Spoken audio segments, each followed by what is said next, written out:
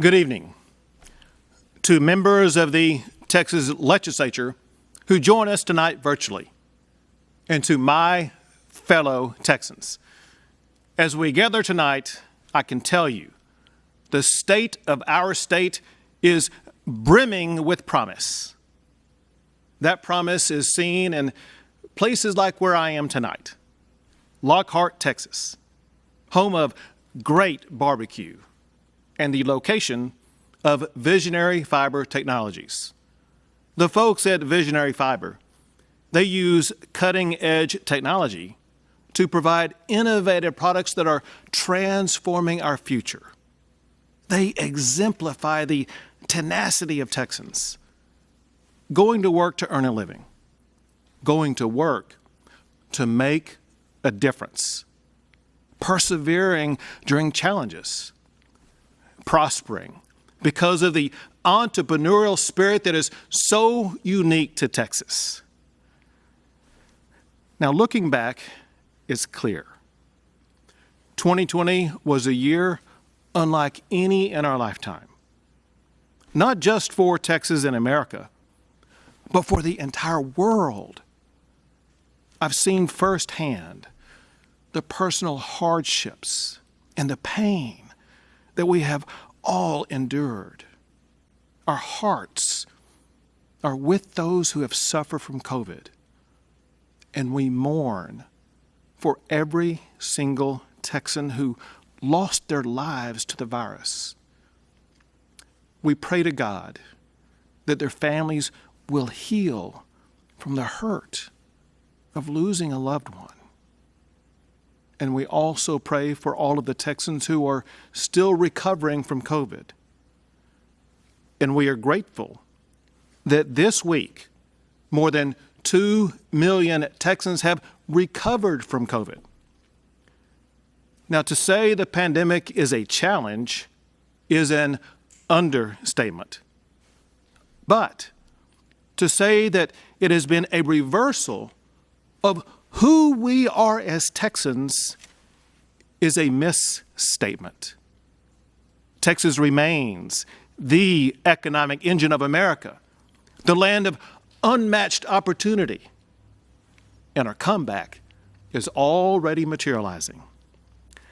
Texas has added new jobs for 8 months in a row. In December alone, Texas added more than 64,000 new jobs. Texans are returning to work. Students are returning to school. Families are reestablishing routines. With each passing day of more vaccinations and increased immunity, normalcy is returning to Texas. But it has not been easy. In times of adversity, there will always be heroes who rise above the challenges we face. Our communities are filled with those heroes. Heroes who summon the strength and the perseverance to fight. Fight not just for themselves or their families, but for their neighbors, their communities, and even complete strangers. Think of our nurses and doctors, the food servers, the hospital janitors. Think of the truck drivers, grocery clerks, small business owners, and so many Texans who labor on the front lines.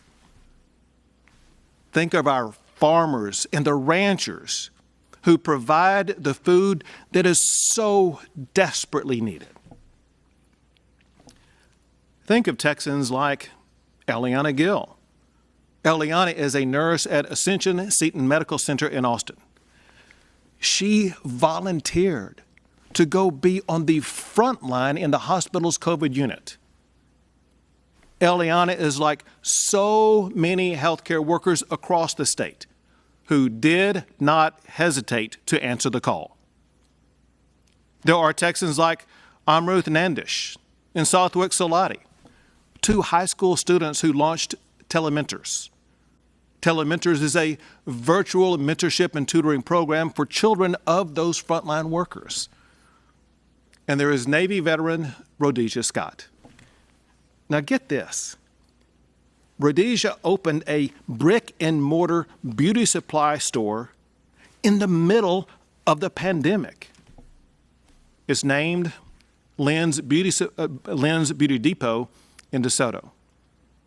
She became a lifeline to other entrepreneurs when she launched Small Business Saturdays, allowing other businesses to use her store to sell their products. These Texans typify what we have witnessed across our state, from East Texas to El Paso, from the Panhandle to Brownsville. Texans have shown grit, resilience, and compassion throughout the entire pandemic. These are hard-working Texans. Hard-working Texans are at the forefront of our agenda this legislative session as we build a healthier, safer, freer, and more prosperous state. Now, we've already seen what Texas can achieve when we create an environment that promotes freedom and empowers the people to succeed. Get this. Texas has been ranked the #1 state for business for 16 straight years. For the past 8 years, we led the nation in economic development. And we have led America in exports for 18 straight years. The Texas model, it inspires entrepreneurs and innovators and attracts job creators from across the entire country. Think about this. In the past year, Fortune 500 companies like Hewlett-Packard Enterprise moved their headquarters to Spring, Texas, which is just outside of Houston. Oracle moved its headquarters to Austin, Texas, where it already had a campus. And Charles Schwab moved its headquarters to Westlake, Texas, which is between Dallas and Fort Worth. We are proud that these businesses now call Texas home. And transformational leaders like Tesla picked Texas for their next generation of innovation. But it's not just large cities that benefit. For example, in Amarillo, they are seeing the most economic development activity in the last 30 years. The same can be said for communities across the state.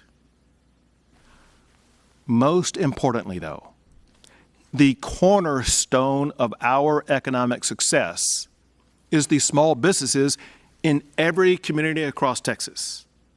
9 out of 10 businesses in Texas are small, and they employ nearly half of all working Texans.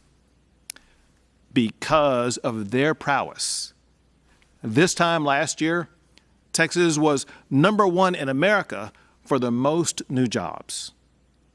With their effort this year, Texas will once again lead the nation in job creation. Success like this has been fostered by the Texas legislature and by leaders like my dear friends, Lieutenant Governor Patrick and Speaker Phelan. Now, other states like California and New York, they use heavy-handed government tactics that drive away businesses. The Texas legislature, on the other hand, has built a framework that helps small businesses thrive. But as Senator Taylor and Representative Huberty know, to stay on top, to sustain this growth, we must continue to invest in our future. And that is exactly what we did last session when we passed sweeping reforms to our school finance system and made major investments in our students and our teachers. And we are already seeing the results of that work. with teachers across Texas earning meaningful pay raises. I'm proud to say that last year, teachers who had worked up to 5 years received an average raise of $3,800. Teachers with more than 5 years' experience saw their pay increase by an average of $5,200. And we are also closing the digital divide for Texas students. The state partnered with school districts to provide internet connectivity and e-learning devices for schools and for students. Investments like these are a victory for teachers, for students, and for parents as we provide our children with a quality education regardless of their zip code.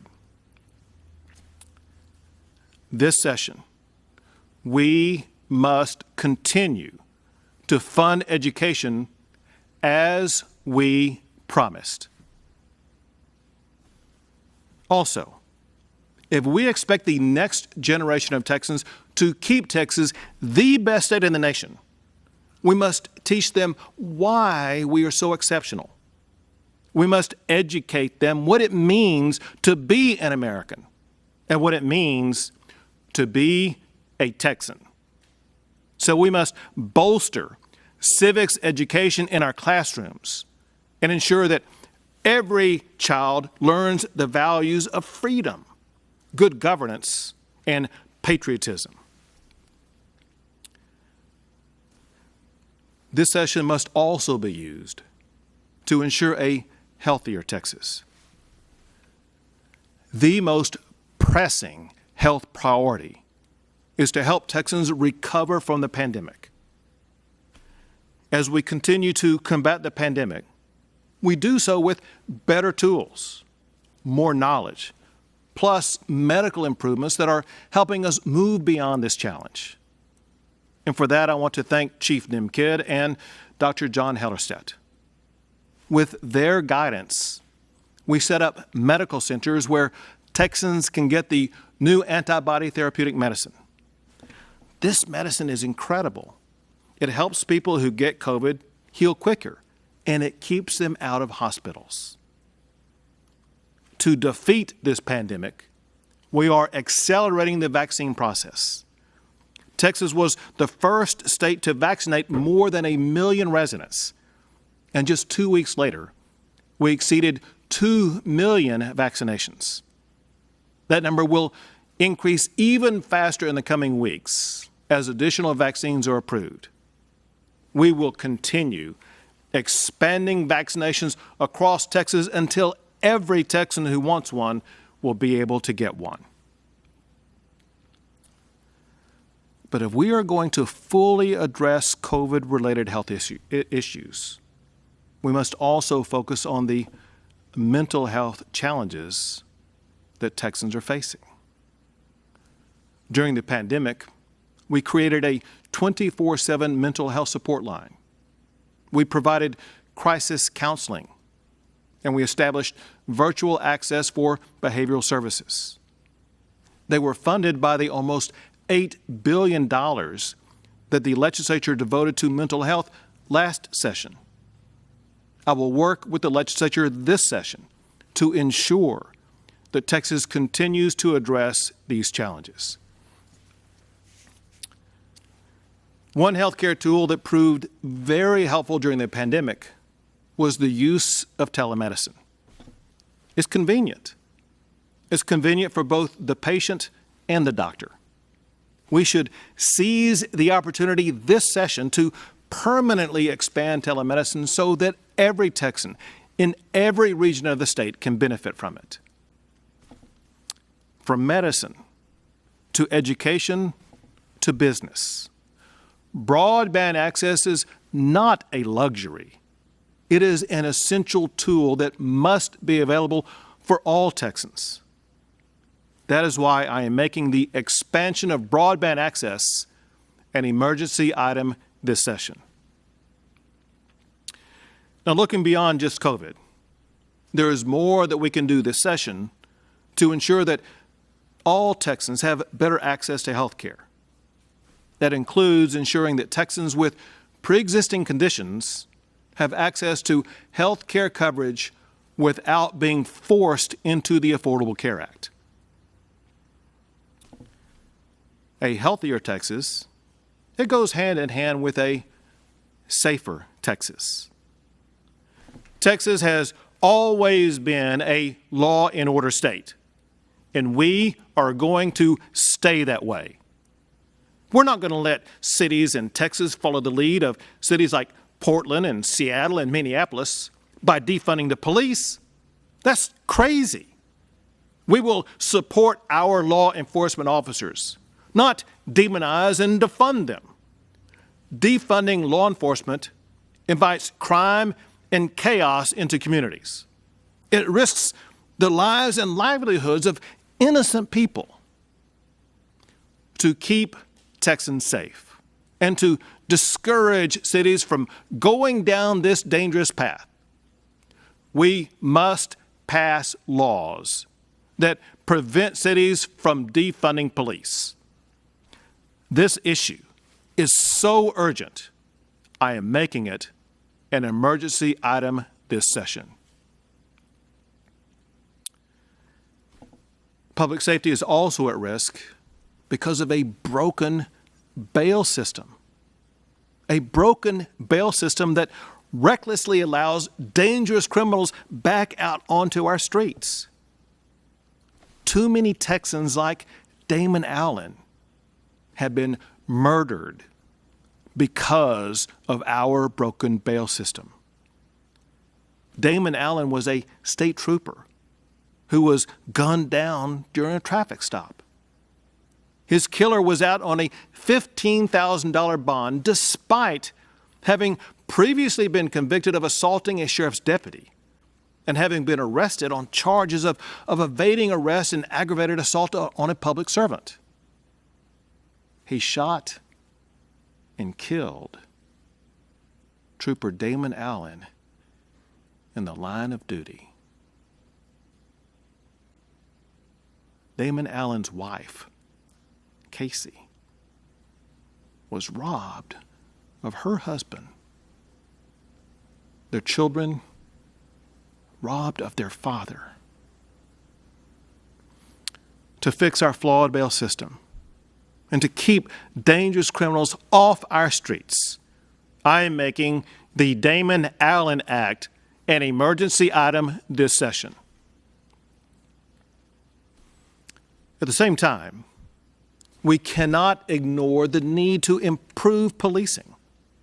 It helps our law enforcement officers do a better job. It makes our communities safer.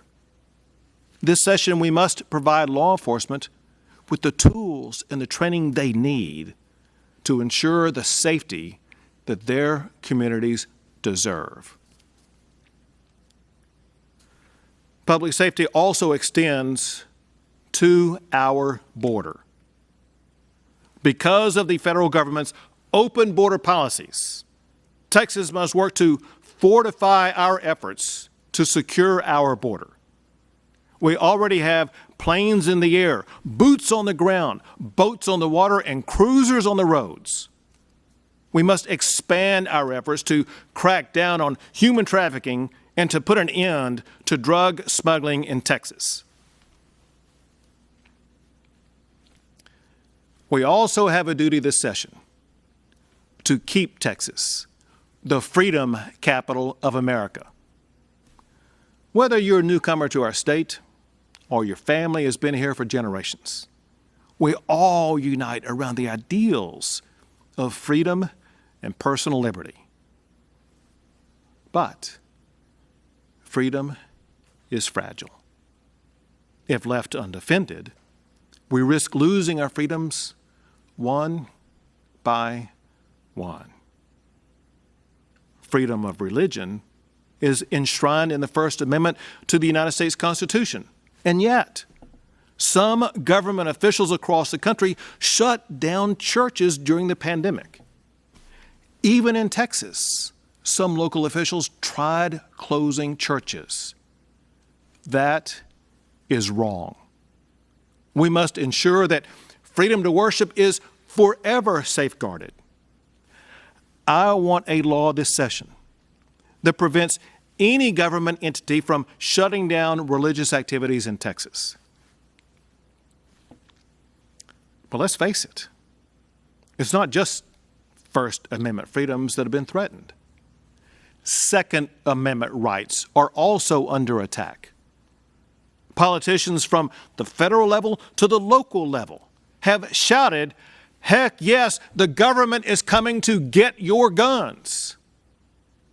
We won't let that happen in Texas.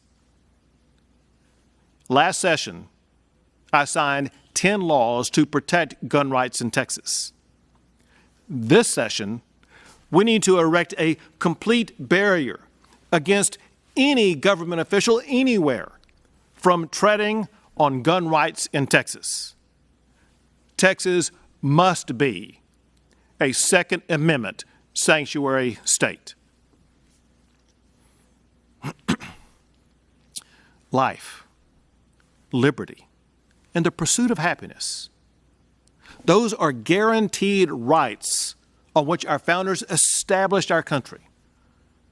The sentence in the Declaration of Independence that lists those three rights is followed by this, and I quote, "To secure these rights, governments are instituted among men, deriving their just powers from the consent of the governed."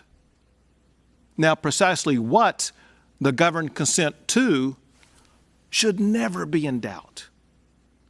That is why the integrity of elections is so essential to our democracy. One thing that all of us should agree on, whether you are a Republican, a Democrat, or an independent, is that we must have trust and confidence in the outcome of our elections. That is why election integrity will be an emergency item this session. The most precious freedom of all is life itself. Our Creator endowed us with the right to life. And yet, millions of children lose their lives every year before they are even born. Estimates show that more than 40 million babies lost their lives to abortion in 2020. That's shocking. It's horrifying. It must end. I have signed 11 laws that protect innocent lives, but more must be done. This session, we need a law that ensures that the life of every child will be spared from the ravages of abortion. And we should make explicit what should be obvious. No unborn child should be targeted for abortion on the basis of race, sex, or disability. Next, another important issue is helping the millions of businesses and workers who have been impacted by the pandemic. To say the very least, we must balance the state budget without increasing taxes. I want to thank Senators Nelson and Hinojosa, as well as Representatives Capriglione and Longoria, for their financial stewardship this past year to put Texas in a position to be able to achieve those goals. But listen, there's far more to do to help business owners and their employees. They have gone above and beyond throughout the pandemic to open and to operate safely. And yet, those same businesses now face the crosshairs of lawsuits. Texas businesses that have operated in good faith shouldn't have their livelihoods destroyed by frivolous lawsuits. I'm asking the legislature to quickly get a bill to my desk that provides civil liability protections for individuals, businesses, and healthcare providers that operated safely during the pandemic. This is an emergency item this session. We must also ensure that in the event another pandemic ever strikes again, families and businesses will never again face the financial consequences they experienced in 2020. I will continue working with the legislature to find ways to navigate a pandemic while also allowing businesses to remain open. We must find solutions that allow all Texans to enjoy the unique prosperity that comes with being a Texan. Now, the pandemic has revealed what makes Texas great, as well as ways that we can make it even better. Texas prides itself on low regulations, but our response to the crisis revealed even more regulations that can be cut. For example, we suspended a number of regulations to help Texans navigate challenging times. That included measures like helping our restaurants by allowing them to sell alcohol to go, and allowing Texans easier access to doctors through the use of telemedicine. Some of those ideas are worth keeping. That's why I'm asking the legislature to make permanent some of the regulatory relief that are authorized. This will cut red tape and unleash the full might of the Texas economy. And speaking of the Texas economy, it has now grown so big, if Texas was its own country, we would now have the 9th largest economy in the entire world. There is no brand more powerful than Made in Texas. I want the hard-working Texans who built that brand to know you have a governor who has your back. Products that are made with the Texas brand should be made by Texans. We must protect Texas jobs for Texas families. Employers should be hiring Texans when they fill job openings. If job training skills are needed, the state will work to provide them. We've already supported job training programs that have achieved remarkable success. I met Stacia Brightman from the Houston area. Just a few years ago, she was homeless. That changed after she went through the job training program at S&B Engineers and Constructors, and she began to work her way up the ranks. In just a few years, she went from being homeless to becoming a home owner. And when she told me how much she is making, I let her know she's now earning more than the governor of Texas. Opportunity. Opportunity is what Texas is all about. Now, there's no doubt that we faced some hard times this past year, but as Texans, we never shy away from challenges. Instead, we embrace them. We adapt and overcome and grow stronger as a result. This session, the legislature can continue that legacy. We can help Texans across our state exit this chapter even stronger. We can help them achieve the boundless opportunities that exist only in Texas. And just as Texans have united and put their differences aside to support one another through the pandemic, we in the Capitol must also come together to work on their behalf. We must seize this opportunity to make our state healthier, safer, freer, and more prosperous for all who call Texas home. The First Lady, Cecilia Abbott, she joins me in saying thank you to our fellow Texans who work every single day to make our state the greatest in America. We pray that God blesses you and guides you, and we pray that God forever blesses the great state of Texas.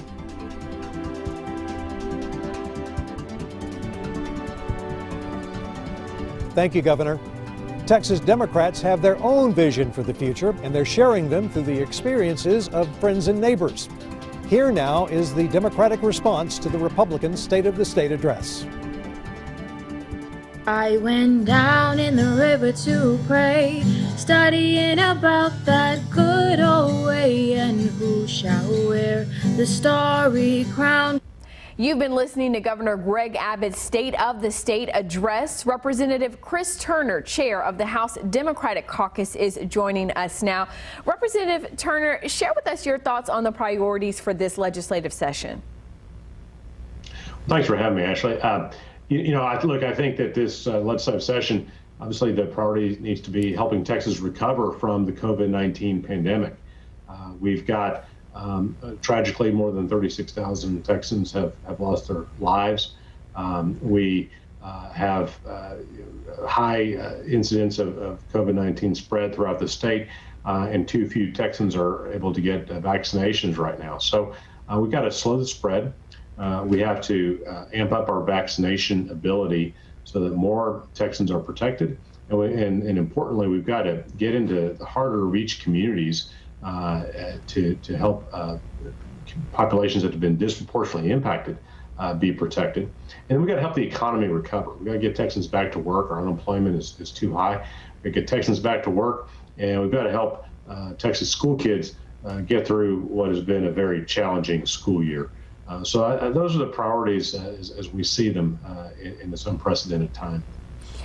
You know, while those are the top priorities, there are obviously other things you all will want to get accomplished because you only meet, every 2 years. So talk to us about some of the high priorities for Democrats this session. Well, absolutely, you're right. The legislature only meets every other year, so we have a lot to do in a short period of time. One of the most pressing priorities facing Texas, and this pandemic has really exposed it, is lack of access to health care for too many Texans. We have the highest rate of uninsured of any state in the nation, and the highest number of uninsured of any state in the nation. And we have to do better, and we can do better. Texas could be drawing down billions of dollars of federal funding right now that other states are taking advantage of, and we're not, and it's our loss. We have the most to gain from healthcare expansion, from Medicaid expansion in Texas. We need to take advantage of that and draw down those needed federal dollars to insure more than 1 million Texans overnight. That would go a long way to improving the health of our state and also building our economy. When we look at what all has happened over 2020, racial inequity, dealing with police brutality, things of that nature have also been a big topic of discussion for people. And we have heard Governor Greg Abbott talk about the move of some cities, some communities wanting to defund the police and how important it is for him to stop that from happening. Talk to us about your thoughts on those. Well, I think that when it comes to law enforcement and criminal justice issues, I think there is a lot of work for the legislature to do. And I think that's where our focus needs to be on the George Floyd Act, legislation introduced by the dean of our caucus, Representative Sinfronia Thompson from Houston, and is championed by the Legislative Black Caucus to address some of the very real policing reforms that are needed that were exposed in sharp relief last summer by the brutal murder of George Floyd. But we know that there have been many other instances around the country, including here in Texas, that outline the need for that legislation. With respect to the issues the governor's talking about, look, I'm not on a city council for the city I live in, and the governor's not on the Austin City Council. We're elected to deal with issues for the entire state. And we have a lot of those issues to deal with: public education, higher education, healthcare, the economy, criminal justice issues. We shouldn't be in the business of trying to make budget decisions for city of Austin or any other city in the state of Texas. That's what we have city councils for. That's what we have mayors for. And if the voters don't like the decisions that those local elected officials make, the voters have the power, and they use that power to elect new officials. So I think that's where those decisions should be best made. That's at the local level.